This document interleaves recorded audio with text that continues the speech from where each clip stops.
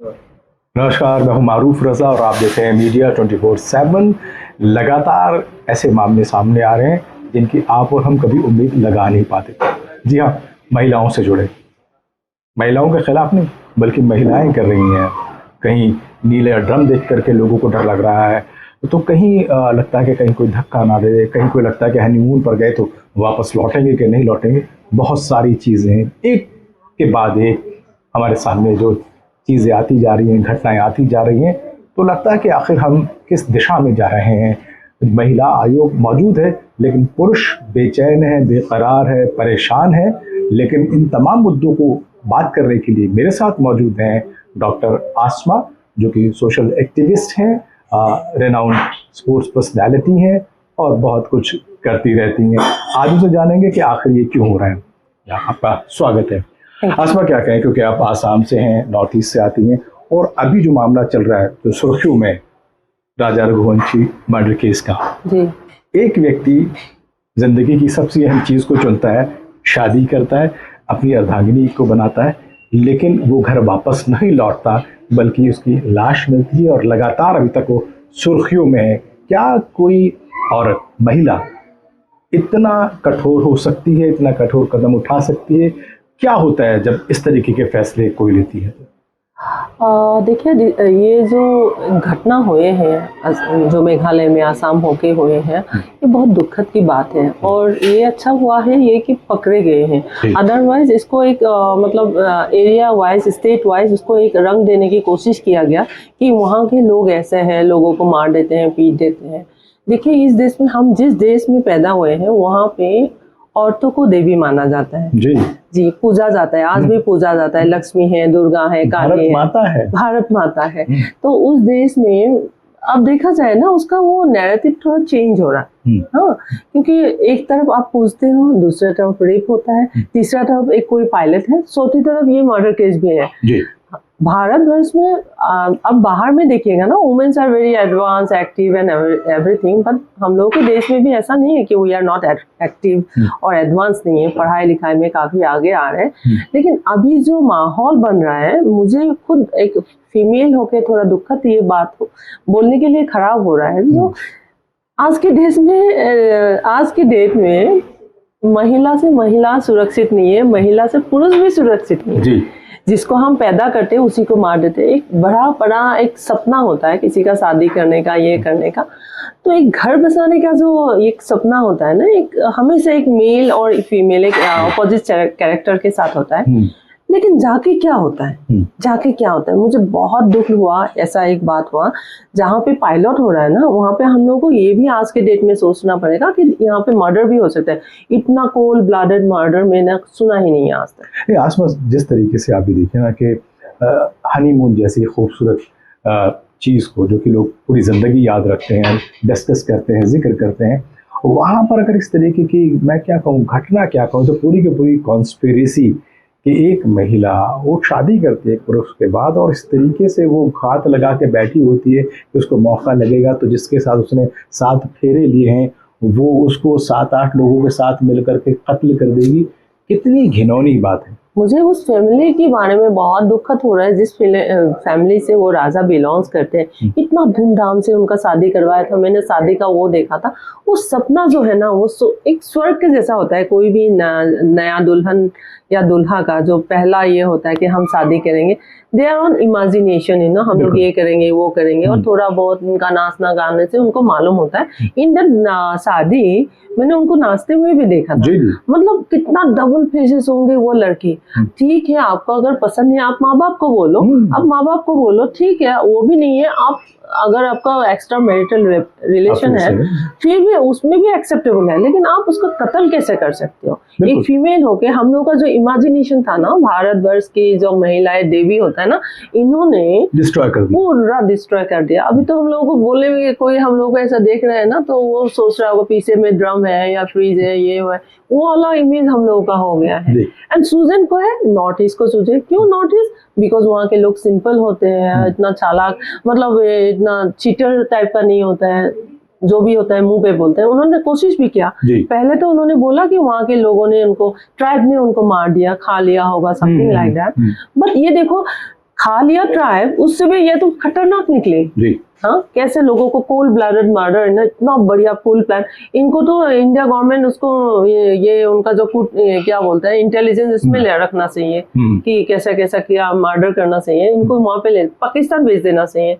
अभी जो murder war होके गया है ना, यहाँ पे हम लोगों को लगाना चाहिए कि हाँ जाके वहाँ पे हम लोगों के लिए स्पाई करो और फुल प्लेजर प्लानिंग है ना वो करो। इतना कोल्ड ब्लडेड मर्डर अगर इसमें यूटिलाइज होता तो शायद, यानी आपका दिमाग अगर आप लगाना ही चाहते हैं तो कुछ सकारात्मक कामों में लगाएं, देश के हित में लगाएं। एक महिला जो कि नाजुक मिजाज होती है, उसको प्यार करने के लिए माना जाता है, दया के लिए माना जाता है, करुणा के लिए माना जाता है, वो ऐसे कठोर कैसे हो जाती है, ये बड़ा अजीब। और अगर कोई व्यक्ति आपको पसंद नहीं और आपको लगता है कि अपने पेरेंट्स को भी कहेंगे तो शायद वो नहीं मानेंगे, तो आप जिससे रिश्ते में जुड़ने जा रहे हैं उसको भी सीधा कह सकते हैं कि साहब मैं आपके साथ नहीं जुड़ सकती क्योंकि मैं पहले से किसी के साथ जुड़ी हूँ। ऐसा क्यों नहीं कहा जा सकता था? जो महिला इतना सब कुछ कर सकती है तो वो तो सीधे तौर से अगर उस पुरुष को भी कहती तो उसको अपनी जान गंवानी नहीं पड़ती। इतना बोल होता है, एटलीस्ट मुस्लिम निकाह में ना बोलता है कबूल है कि नहीं, 3 बार पूछा जाता है। अगर उस शादी में लड़की बोल देते हैं ना कि कबूल नहीं है, उसका शादी वहाँ पे होने का कोई नहीं है, एक राइट है। और she is an adult one. If she is having some relation with somebody else also, she can speak it out. उसको मारने का, बेचारे को मारने का क्या वो है? और आपने मारा उनको, हाँ, एक तो एक घर को बर्बाद कर दिया, दूसरा हम लोगों का पूरा जितना फीमेल का जो इमेज थे ना, एक माँ का, करुणा का, दया का, क्या क्या है माँ का दूसरा नाम, इस देश को भी भारत माता ही बोला जाता है ना, माता बोल के, तो उसका इमेज ही आपने चेंज कर दिया। कितना मतलब नहीं अस्मा, मुझे लगता है साहब जिस तरीके से देश में लगातार महिला सशक्तिकरण की बात हो रही है, लगातार एक से एक बात पॉलिसीज होती हैं, स्कीम्स होती हैं, योजनाएं होती है कि महिलाओं को आगे बढ़ाएं, उनको प्रोटेक्शन दें, सुरक्षा दें, किसी तरीके से उनको देश की मेन स्ट्रीम में लाएं। अभी हमने देखा जिस तरीके से अभी वॉर हुआ पहलगाम में, सबसे पहले फ्रंट पे जो कैमरे पे आई वो महिला थी। सही में, हाँ, पूरी देश की को जिस तरीके से उन्होंने प्रतिनिधित्व किया, रिप्रेजेंट किया, वो सराहनीय था। एक वो महिला है, वो महिला, एक जेट जो उड़ा रही है वो एक महिला है। लेकिन ऐसे जो मामले सामने आ रहे हैं इनमें वो महिलाएं हैं जो घर से जुड़ी हुई हैं, बहुत ज्यादा इस तरीके से प्रोफेशन में नहीं है, लेकिन उसके बाद इतना दिमाग कहाँ से ले आती है, क्या चलता है? वही तो मतलब थोड़ा आश्चर्य ये लगा, क्योंकि हम लोग इतना देर घूमते रहते हैं, हम लोगों के दिमाग में कभी ये बात आई नहीं कि हम लोग भी ऐसा कुछ कर सकते हैं। मतलब घर में रहना, जो औरत घर में रहती है, ठीक है, माँ बाप के बिजनेस में कुछ काम हाथ बताते हैं, उनका दिमाग कितना कंस्ट्रक्टिव एंड पॉजिटिव होना चाहिए था। उल्टा जाके how can you kill a person with a plan program, 8 लोगों को यहाँ से इंदौर से ले जाके मेघालय में वो स्टेशन कराना, कैसे प्लान करना, कहाँ से चाकू खरीदना, ये एक मतलब एक अलग सा वो ये बना दिया उन्होंने। और जो इमेज था ना नॉर्थ ईस्ट का, उन्होंने मतलब वो भी गंदा करने की कोशिश किया। एक सवाल ये भी उठता है कि क्या आपने जिस व्यक्ति को आप पसंद नहीं करते थे, हालांकि उसमें उसका कोई दोष नहीं था, उससे आपकी कोई दुश्मनी भी नहीं थी, तो आपने उस मासूम आदमी को कत्ल कर दिया। उसका गुनाह सिर्फ इतना था कि उससे आपने शादी करी, और शादी पूरे समाज के साथ, पूरे रीति रिवाजों के साथ करी, और आपने उसको 1 मिनट नहीं लगाया, उसको आपने कत्ल कर दिया। इतनी बड़ी यूँ कहूँ कि पूरी की पूरी वो चुनौती दे करके। लेकिन क्या इसके बाद कोई महिला ऐसा करने के बाद अपनी जिंदगी सुकून से गुजार सकती है? अभी महिला सुकून से नहीं गुजार सकते। अभी ऐसा है कि मेल जो है ना, पुरुष, उनका जिंदगी सुकून से मतलब सुकून वाला रहा नहीं, क्योंकि उनके दिमाग में हमेशा ये रहेगा कि मेरे सोने के बाद मेरा कत्ल ना हो जाए, मेरा सोने के बाद मेरा कत्ल ना हो जाए, या मेरा बॉडी फ्रीज में ना मिले, मेरा बॉडी ड्रम ना मिले। इनका जो मर्दों का सुकून है ना, हम औरतों ने अभी उनको एक साइकोलॉजिकल वो दे दिया है। जितना भी फेथ हो आपके वाइफ एंड हस्बैंड के बीच में, जो आपका फेथ है ना, उन्होंने कहीं ना कहीं इसमें बहुत दरार डाल दिया, और मतलब उस लेवल पे लेके गए, साइकोलॉजिकल लेवल पे। जो सुकून घर में होता था ना, अब मर्द जो जाके थोड़ा बाहर में, ठीक है घर में देर से जाती हूँ, क्या पता मेरे साथ क्या हो जाता है। लेकिन सवाल ये उठता है कि महिला आयोग हमारे पास है, राज्यों में महिला आयोग है, देश में अलग से राष्ट्रीय महिला आयोग है, लेकिन क्या आसमा इसके बाद एक आवाज़ ये नहीं उठती कि पुरुष आयोग भी होना चाहिए? क्योंकि झूठे डोरी केसेस आपने देखे, झूठे रेप केस आपने देखे हैं, एक सीजन के जो केसेस हैं वो झूठे देखे हैं, छेड़खानी के झूठे केसेस देखे हैं, और एक तरीके से बिल्कुल उनको पुलिस पकड़ लेती है और सारी चीज़ें उनके खिलाफ होने लग जाती है और कहीं कोई सुनवाई नहीं होती। ऐसे में क्या आप समझते हैं कि पुरुष आयोग भी होना चाहिए? जी देखिए, अगर यहाँ पे अगर महिला आयोग है, क्यों है वहाँ पे? क्योंकि महिलाओं का प्रोटेक्शन के लिए है। तो अगर अभी ऐसा टाइप का इंजस्टिस अगर हो रहा है, मैं तो सपोर्ट करती हूँ, क्योंकि हम अगर जेंडर वेड में वो करेंगे ना, पहले तो हम लोगों को सोचना चाहिए वी आर ह्यूमन बींग्स। हाँ, ये अल्लाह ताला ने, ऊपर वाला ने हम लोगों को एक मेल बनाया, एक फीमेल बनाया और ट्रांसजेंडर बनाया, जो भी है, लेकिन इसके बीच में अगर आप इक्वलिटी की बात करते हो, अगर पुरुष का महिला का वो होना चाहिए, सशक्तिकरण होना चाहिए, पुरुष का भी होना चाहिए, उनके लिए अगर जगह है, इनके लिए भी है। अगर वुमेन, आप अगर सोचते हो ना वुमेन कमीशन है, we should have a mens also, because मैंने खुद अपनी आंखों से देखा, कुछ भी हो जाए, रेप केस कर दिया, कुछ भी हो गए, या दूसरा मॉलेस्टेशन का ये डाल दिया, या आपका कुछ इंटेंशन डाउरी का हो गया, आप अगर उसको कुछ प्रोवाइड नहीं कर पाए, देन वो क्या हो गया, कुछ ना कुछ लगा दिया, या आपका मन नहीं मिल रहा है, भागना है, एक एलिगेशन लगा के भागो, वो बेचारा मतलब वो कोर्ट का झेलते रहे, ये वो ऐसा होना चाहिए मेरे ख्याल से। अगर आप इक्वलिटी की बात करते हो, हर जगह समान वो होना चाहिए। नहीं, न्याय सबके लिए होना चाहिए, नहीं, न्याय एक जैसा होना चाहिए, एक जैसा होना चाहिए। अभी ये चीजें लगातार हमने बात करी, अब एक नई और चीज शुरू हो गई है,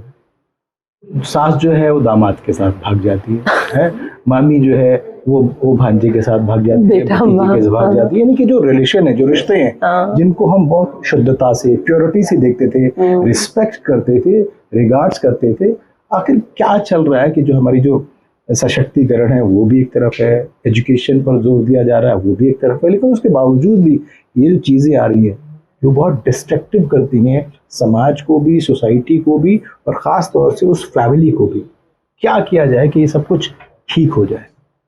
एक तो क्या है, उनको फिर उस समाज व्यवस्था में लेके जाना पड़ेगा जहाँ पे पहले हम लोगों का एक इमेज क्या था, गांव वाला जो इमेज था, एक बुजुर्ग था, उनके सामने से जाने से सर झुका के जाओ या उनको नमस्ते करके सलाम दुआ करके जाओ, वो वाला सिस्टम फिर से वापस आना पड़ेगा। और ये जो सोशल मीडिया रील्स वगैरह जो है ना, इसमें कैसा कंट्रोल किया जाए ना, वो बहुत जरूरी है। अदरवाइज हम लोग का घर ही बर्बाद हो रहे हैं इसमें। हम दूसरों को क्या बोलेंगे, घर बर्बाद हो जाएंगे, क्योंकि ऐसा कुछ मतलब घूमते घूमते अचानक से आ जाते हैं ना, you have to switch off your phone and all, या आपको चेंज करना पड़ता है।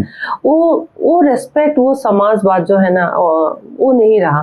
फिर एक फैमिली में टाइमिंग का भी वो होता था, पहले जॉइंट फैमिली में लोग रहते थे, बुजुर्ग बच्चों को सिखाते थे, और बच्चे जो है ना, जो घर का एजुकेशन है घर से सीखते थे। आज तो एकदम न्यूक्लियर फैमिली जैसे हो गई, घर में कोई बुजुर्ग नहीं है, माँ बाप वॉकिंग है, तो उसके लिए क्या किया उन्होंने, फोन या टीवी हमेशा खुला छोड़ दिया। तो वो सब देखते देखते वो लोग भी, मतलब जो बच्चे लोग हैं, अपकमिंग जनरेशन है, वो सोचते हैं we are also human being, they are if they are enjoying, let also we enjoy. And वो कहीं ना कहीं वो रेस्पेक्ट हो या जो भी हो, ये मतलब आप कह रहे कि जो पहले संयुक्त परिवार थे, जॉइंट फैमिली जो थी, वो ज्यादा बेटर थी, क्योंकि उसमें एक प्रोटेक्शन मिलता था, एक गार्जियन होता था जिसकी बातों को सब मानते थे, सुनते थे और उसी को ही फॉलो करते थे। इसलिए एक ट्रेडिशन था, एक लिहाज था, एक शर्म थी, एक पर्दा था, वो अब बिल्कुल खत्म हो गया। अपने आप को बनाने के चक्कर में अपने पूरे फैमिली को और समाज को खत्म कर दिया, और आप इस दहलीज पे आ गए कि आपको किसी की भी जान लेने में जरा सी भी हिचक नहीं। लोगों का जो जीवन का वैल्यू है ना, वो खत्म हो गया। अब एक मिनट में किसी को मार सकते हो अगर, तो आप उसको क्या वैल्यू दे रहे हो? There is no respect. If you could pay respect to that person, you never could have done all those things, you know. तो शर्म हया आज के डेट में ना सोसाइटी से जा रहा है। जितना भी हम लोग सोशलाइज ये हो रहा है ना, सोशल मीडिया यूजर्स बन रहे हैं, वेस्टर्नाइज हो रहा है, कहीं ना कहीं हम लोगों का जो संस्कृति है वो पीछे जा रहे हैं। यानी यूं कह के जो मोरालिटी है, जो नैतिक जो गिराव है, वो समाज में लगातार देखने को मिल रहा है। अच्छा, क्योंकि समाज का एक बड़ा हिस्सा और जो एज ए गार्जियन जो होती है वो सरकारें होती हैं, क्या सरकार को भी अपनी तरफ से कुछ ऐसा करना चाहिए कि जो समाज का विखंडन है, जो इस तरीके की घटनाएं लगातार गाहे बगाहे सामने आती हैं, उन पर पाबंदी लग सके, रोक लग सके, और पुरुषों को भी उसी तरीके से, उसी गंभीरता से सुना जा सके जिस गंभीरता से आप महिलाओं को सुनते हैं। एग्जैक्टली वो होना चाहिए। और सरकार को ये, मैं तो एक ही रिक्वेस्ट करूँगी, जो ये आपका सोशल मीडिया का ये सब कुछ कुछ एकदम अश्लील टाइप का ये सब भद्दा ये सब है ना, उसमें कंट्रोल करना चाहिए। आई डोंट नो, अभी तो हर बच्चे के हाथ में मोबाइल है, हर घर में मोबाइल है, इतना सारा है।